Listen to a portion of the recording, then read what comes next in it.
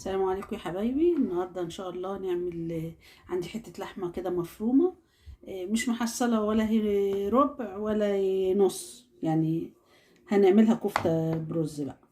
معايا كوبايه رز اهي. الرز ده نضيف، انا رز اكياس.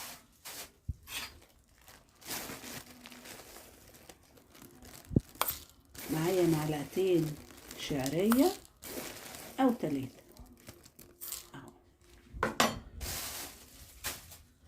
هنفرمهم بقى.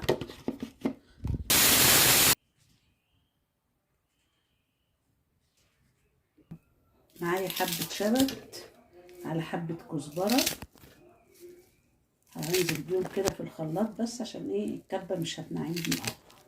اخضر صغير صغير اهو يا حبيبي.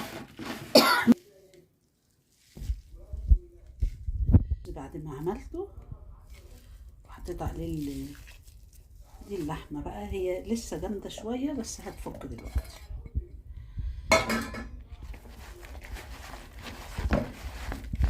ملح وفلفل وكمون وكزبرة. هحط يا جماعة معلقة نشا عشان خاطر اللحمة بتاعتي لحمة صغيرة مش لحمة. اهي حبايبي بعد ما اتفرمت اهي دي في الكبة، هي بقى مش محتاجة والله تخش التلاجة، يعني انا هسيبها شوية في التلاجة ترتاح كده اهي. بصوا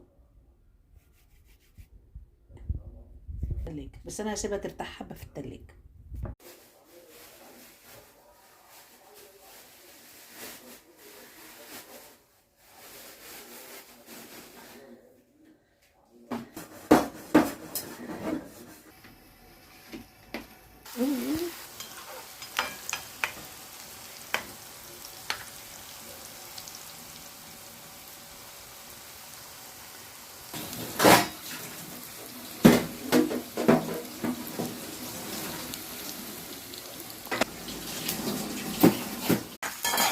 قطعت بصلايه يا حبايبي اهو، اقطع فص ثوم